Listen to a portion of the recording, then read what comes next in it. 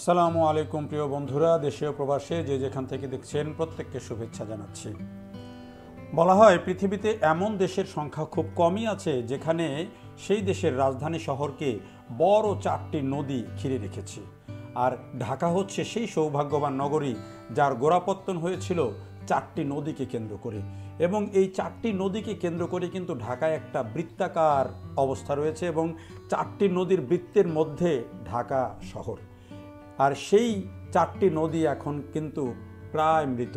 আর সেই মৃত নদীকে নতুন করে উজ্জীবিত করতে চলছে নানা রকম কাজ। তার মধ্যে একটি কাজ হচ্ছে নদীকে দখলমুক্ত করে দুদিকে তীররক্ষা বাঁধ এবং ওয়াকওয়ে নির্মাণ করে দেয়া। হাইকোর্টের একটি রায়ে নদীকে দখলমুক্ত করে ঢাকার যে বৃত্তাকার যে 4টি নদী রয়েছে সেই নদীকে দখলমুক্ত করে তার সীমানা নির্ধারণ করে সেগুলোতে দুই দিকে ওয়াকওয়ে নির্মাণ করে দিতে হবে এবং তীররক্ষা বাঁধ নির্মাণ করতে হবে। আর সেই কাজটি করতে গিয়ে দীর্ঘ সময় লেগেছে, সেই কাজটি এখনও হয়নি। হাইকোর্টের রায়টিও দীর্ঘদিন হয়েছে। তো এখন সেই কাজটি কিন্তু গত কয়েক বছর ধরে যে বেশ ভালোভাবেই চলছে, যদিও অনেক জায়গায় কাজটি হয়ে গেছে কিন্তু অনেক জায়গাতে এখনও কাজ চলছে। আর তেমনই একটি কাজ হচ্ছে এই টঙ্গীর কামারপাড়া এলাকায়। যদি এদিকে দিয়ে কেউ যান তাহলে কিন্তু দেখতে পাবেন যে এখানে দারুণ একটা ভিউ তৈরি হয়েছে অলরেডি। একদিকে সড়কে এলিভেটেড এক্সপ্রেসওয়ে নির্মাণ হচ্ছে, তার পাশে সড়কের পাশে নদীর তীররক্ষা বাঁধ নির্মাণ হচ্ছে, আরেকদিকে নদীর দুই ধারে ওয়াকওয়ে তৈরি হচ্ছে নদীর মধ্যে এবং সেই ওয়াকওয়েগুলোও কিন্তু অসাধারণ সুন্দরভাবে তৈরি হচ্ছে, এগুলো রং করা হবে। আপনি ভাবুন যে এই নদীতে যখন বর্ষা আসবে আর দুই দিকে ওয়াকওয়ে এবং এই ওয়াকওয়েগুলো পানির মধ্যে থাকবে এবং সেই ওয়াকওয়ে দিয়ে মানুষজন যখন হাঁটবে তখন এটি কি অসাধারণ দৃশ্য তৈরি হবে। মানুষের বিনোদনের একটা বড় জায়গা তৈরি হয়ে যাবে এই নদীগুলো। তো সেই কাজটি এখন চলছে, বেশ কয়েক বছর ধরে প্রকল্পটি নেওয়া হয়েছে। প্রকল্পের কাজটি কোথাও কোথাও হয়েছে, কোথাও কোথাও শেষ হয়নি, এভাবে চলছে দীর্ঘদিন থেকেই। আপনারা জানেন যে ঢাকাকে যে 4টি নদী ঘিরে রেখেছে সেই নদী 4টি হচ্ছে বুড়িগঙ্গা, শীতলক্ষ্যা, বালু, তুরাগ। আর এই অংশটি হচ্ছে তুরাগ নদী। এবং এই 4টি নদীর যে একটা বৃত্তাকার নৌপথ, এই পথটিকে বলা হয় 107 থেকে 110 কিলোমিটারের একটা পথ। এবং আপনি যদি এখন ট্রলারেও ঘুরতে যান বর্ষাকালে প্রায় 10-12 ঘন্টা সময় লাগে ট্রলারে ঘুরলে। তার মানে বুঝছেন যে ঢাকা শহরটাকে ঘিরে থাকা এই নৌপথ একটি কত দারুণ একটি পথ এবং সস্তায় সহজে ভ্রমণ করার জন্য, পণ্য পরিবহন করার জন্য কিন্তু ওই পথটি গুরুত্বপূর্ণ। এখন প্রশ্ন হচ্ছে যে নদীর তো নানা কারণে দখল, দূষণ, এসব কারণে নদী আর আগের চেহারায় নেই, নদী দখল হয়ে গেছে।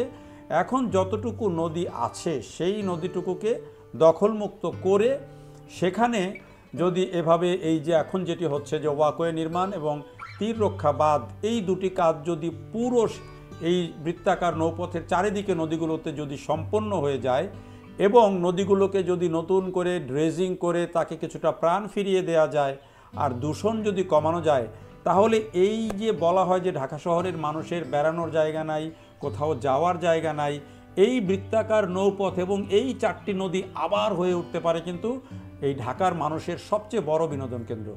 এই যে ওয়াকওয়েগুলো আপনি দেখেন, যখন এই পানিতে এই পার পর্যন্ত যখন পানি আসবে এবং এই মাঝখান দিয়ে যখন ওয়াকওয়েগুলোতে আপনি বিকেলবেলা যাবেন, এই পারে বসে যখন আপনি ফুচকা খাবেন, চটপটি খাবেন, দূষণ করা যাবে না, পলিথিন ফেলা যাবে না, আপনি যখন ওই কাজগুলো করবেন তখন আপনি বোঝেন যে কত বড় একটা বিনোদনের জায়গা তৈরি হবে।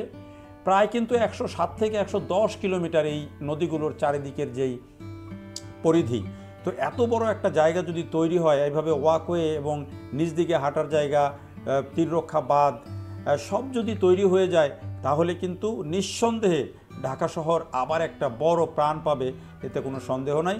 প্রকল্পটি অনেক আগে নেওয়া, দীর্ঘদিন ধরে কাজ চলছে। আপনাদের মনে আছে কিনা, গত 3-4 বছর আগে একটা বড় অভিযান হয়েছিল।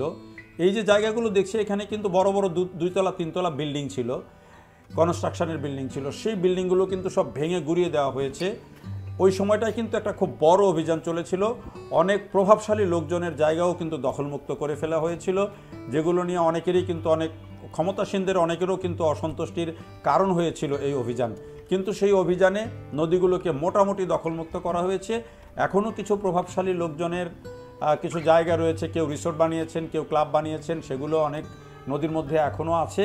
কিন্তু তারপরও যদি মূল নদীটাকে বেস ধরে এটিকে রক্ষা করে এই যে দুই দিকে ওয়াকওয়ে নির্মাণ করে তীররক্ষা বাঁধ নির্মাণ করে যদি সীমানাটা নির্ধারণ করে দেওয়া যায়, তাহলে নিঃসন্দেহে আবার ঢাকার সেই যে নদী, সেই নদী আবার প্রাণ ফিরে পাবে। সেই ফিরিয়ে আনার কাজটাই কিন্তু এখন চলছে। এই টঙ্গীর যে কামারপাড়া আমরা দেখছি, আমি এর আগেও আপনাদেরকে দেখিয়েছি, অনেক জায়গাতে আপনি যদি মোহাম্মদপুরের দিকে যান, বসিলার দিকে যান, তাহলে সেখানে কিন্তু হয়ে গেছে এগুলোর কাজ মোটামুটি ভালোই। পাশাপাশি আপনি শীতলক্ষাতে হয়েছে, বালুতে এখনও কতটুকু কি আমি জানি না, শীতলক্ষায় হয়েছে, তুরাগে হয়েছে, বুড়িগঙ্গায় হয়েছে, অনেক জায়গায় কিন্তু অনেক আগেই হয়ে গেছে, সেগুলো আবার এখন নষ্ট হয়ে যাওয়ারও দশা হয়েছে। এজন্য এগুলো কিন্তু নিয়ম শুধু তৈরি করে দিয়ে একবার উচ্চ আদালত বলেছে তাই একবার তৈরি করে দিলাম, এটি আসলে রক্ষণাবেক্ষণ, মেনটেনেন্স, এবং যে অনেক জায়গায় আমি দেখেছি যে এই ওয়াকওয়ে নির্মাণ করতে করতে গিয়ে সামনে একটা বিল্ডিং পড়েছে বা মসজিদ পড়েছে, ওইখানে গিয়ে কিন্তু ওয়াকওয়ে স্টপ হয়ে গিয়ে আবার পরে হয়েছে, এরকম অনেক জায়গা আছে, আমি বুড়িগঙ্গায় বিশেষ করে দেখেছি। তো সেই জায়গাগুলো আসলে দখলমুক্ত করা এবং স্ট্রেইট একটা যেই, যদি সরকার চায় যে আমি এটিকে দখলমুক্ত করে ফেলবো, করে এখানে আমার এই নদীর জায়গা আমি নদীকে ফিরিয়ে দিয়ে ওয়াকওয়ে করব, তাহলে কিন্তু যত প্রভাবশালী হোক সেটি কিন্তু সম্ভব হয় না যদি আন্তরিকতা থাকে, সদিচ্ছা থাকে। এই যে দেখেন অনেক জায়গাতেই এখনও কিন্তু এই যে নৌকা দিয়ে মানুষ পার হয়, এপার ওপারে যাওয়া আসা করে। কামারপাড়া এটাকেও একটা খেয়াঘাট আছে এবং এই খেয়াঘাট দিয়ে এখনও মানুষজন কিন্তু এই যে পারাপার হয়। বিকেলবেলা আরও অনেক মানুষ হয়, আমি যখন ভিডিওটা করি তখন 11:30-12টার দিকে হবে সকালে, এ কারণে লোকজন একটু কম ছিল। বিকেলে কিন্তু অনেক মানুষজন আসে। আর যেসব এলাকায় এই ওয়াকওয়ে নির্মাণ সম্পূর্ণ হয়ে গেছে সেসব এলাকায় আপনি যদি কখনো যান, দেখবেন যে শত শত মানুষ বিকেলবেলায় ওয়াকওয়েতে ঘুরছে, মজা করছে। এটাও একটা তাদের বিনোদনের জায়গা হয়ে গেছে। এটি হচ্ছে ওয়াকওয়ের যেই বলা যায় যে সিঁড়ি, নিচ থেকে ওঠার জন্য সেই সিঁড়িগুলো নদীর দিক থেকে এসেও উঠতে পারবে, আবার সড়কের দিক থেকে গিয়েও কিন্তু কেউ চাইলে ওয়াকওয়েতে উঠতে পারবে, সেই ব্যবস্থা এখানে রাখা হয়েছে। পরিকল্পনাটি আমার কাছে খুবই ভালো লেগেছে এবং উচ্চ আদালত এখানে একটি যুগান্তকারী রায় দিয়েছিল এবং সেই রায়টি শুধু দেয়নি, এটি পরবর্তীতে ফলো আপ হয়েছে যে এটি বাস্তবায়ন হয়েছে কিনা। যদিও আদালতের রায় দেওয়ার পরেও এটি নদীর সীমানা নির্ধারণ করতে গিয়ে অনেক ধরনের জালিয়াতি হয়েছিল, সেগুলো পরবর্তীকালে আবার কারেকশন করে কিন্তু নদী মোটামুটিভাবে নদীর জায়গা আবার ফিরে এসেছে। তো সেই ফিরে আসলেই শুধু হবে না, যে প্রকল্পগুলো নেওয়া হয় সেগুলো যদি যথার্থভাবে বাস্তবায়ন করা হয়। আপনি একবার ভাবেন যদি এই প্রকল্পটা পরিপূর্ণভাবে হয় আর এই জায়গাগুলো এমন সুন্দর যদি তৈরি হয়ে যায়, তাহলে কিন্তু এটি নদীকে একেবারে পার্মানেন্টলি দখলমুক্ত রাখার একটা প্রক্রিয়া হবে, এটি নিঃসন্দেহে বলা যায়। তবে এই যে তৈরি হচ্ছে বা এই যে সুন্দরভাবে তৈরি করা হচ্ছে, এটি রক্ষণাবেক্ষণ শুধু সরকারের বা সিটি কর্পোরেশনের দায়িত্ব না, এটি রক্ষণাবেক্ষণের দায়িত্ব আসলে আমাদের, যারা আমরা নাগরিক আছি তাদের। চলুন আমরা সবাই সেই নাগরিক দায়িত্বটিও একই সাথে যেন পালন করি, সেই প্রত্যাশা জানিয়ে বিদায় নিচ্ছি। দেখার জন্য সবাইকে অনেক ধন্যবাদ।